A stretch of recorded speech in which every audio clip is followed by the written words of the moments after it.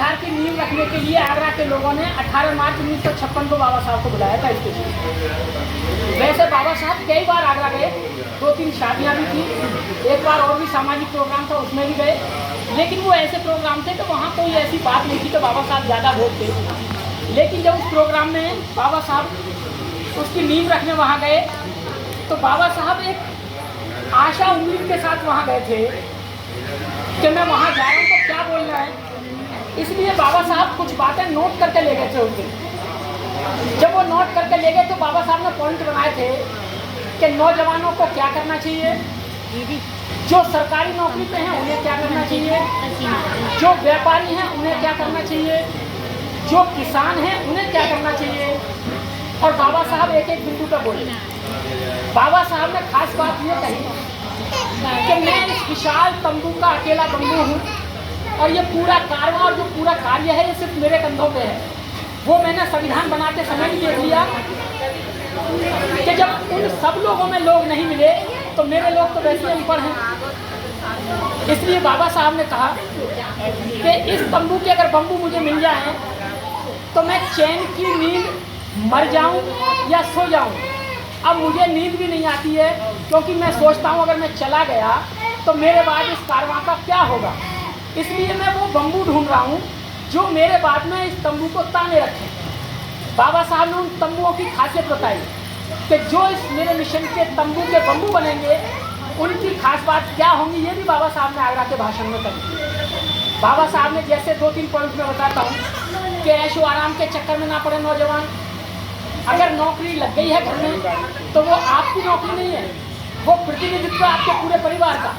जैसे घर का अगर कोई बच्चा जिम करने चला जाए और जिम जाने के बाद में 2 साल 3 साल में खूब मेहनत करे और पता चले कि एक काम तो माचिस की तिली जैसी हो गई और एक में सारे कट निकल आए, वो कितनी बड़ी हो गई।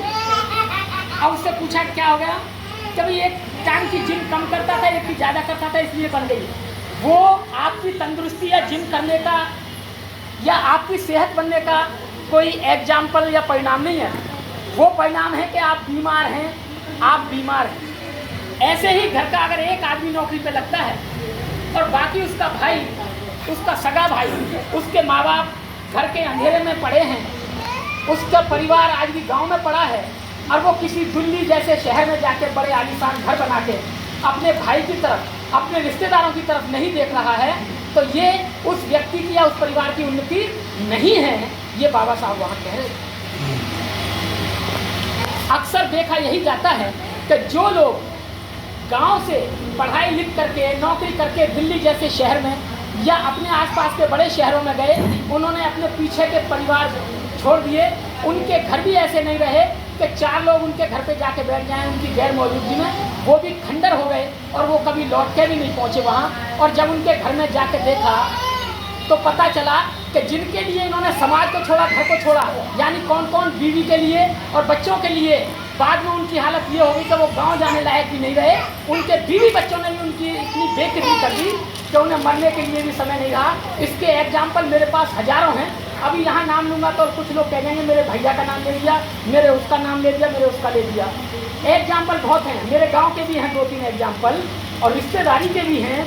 और उन्होंने अपने अलावा किसी का भला नहीं किया और जाते जाते अपना भला भी नहीं करके गए। जब तक नौकरी पर रहे, बच्चों को भी लगा कि नौकरी से अभी तनख्वाह आ रही है, तब तक उनका ख्याल रखा। जैसे रिटायरमेंट हुए और रिटायरमेंट होने के बाद पैसा आया तो पैसा आका बैंक में जमा कर दो, अपने लिए तुम्हारे लिए क्या ज़रूरत है तुम खाओ बस। और पैसा भी ले लिया और बाद में उनसे कह दिया तुम घर में कहते करते हो ज़्यादा, जहाँ रहना है तो रहो नहीं तो जाओ। ये हालत उनकी हो गई। ऐसे कई एग्जाम्पल है।